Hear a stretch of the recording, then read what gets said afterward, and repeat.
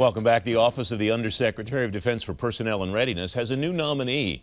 If the Senate confirms him, former California Congressman and Navy veteran Gil Cisneros will face issues of building and maintaining human capital efforts in the department.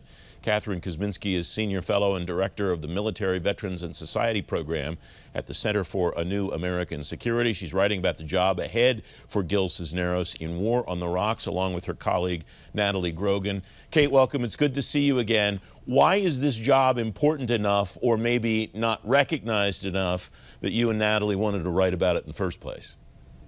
Yeah, so the role of the Undersecretary of Defense for Personnel and Readiness is outlined in Title 10. Normally, much of personnel policy is delegated to the services through their service secretaries, their manpower and reserve affairs offices led by a civilian, and then through their personnel offices led by a general officer. But the Undersecretary of Defense for Personnel and Readiness has three major roles that they execute in the management of personnel policy in the department. First, they set requirements for personnel data and internal reporting requirements, which drives much of what we know about personnel policy and how effective it is. They have the authority, where practical, to standardize those personnel processes across the services. And they have the power to convene representatives from across the services, which can provide both information to and incentivize the service's openness to the use of flexibilities that are provided by Congress annually through the National Defense Authorization Act.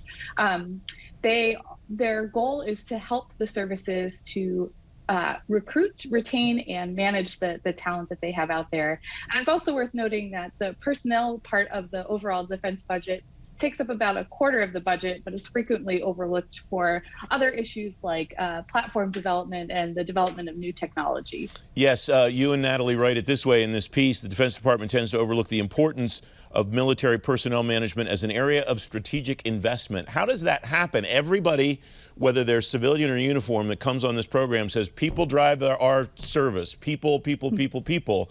And yet, your observation is not the first observation that I've seen, that this office and this area get overlooked quite often.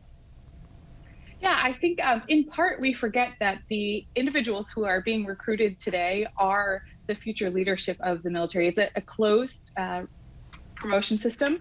And so individuals who are commissioning this year are going to be the pool of talent from whom we select our Joint Chiefs of Staff of the year 2058, quite in the future. And the services don't really, or traditionally, certainly at the leadership level, they're not recruiting lateral talent like we see in the private sector or even in other areas of government.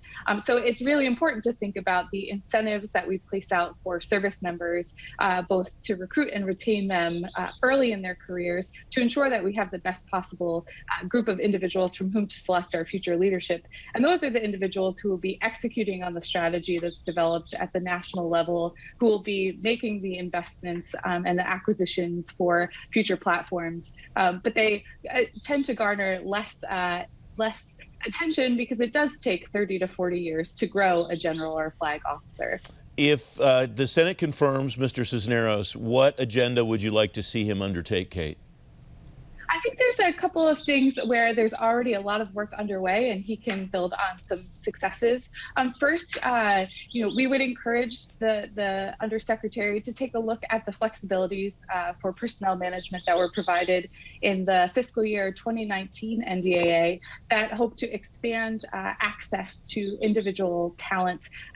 So, for example, the ability to laterally commission individuals to a much higher grade than was previously possible might be able to bring in some technical talent from the private sector.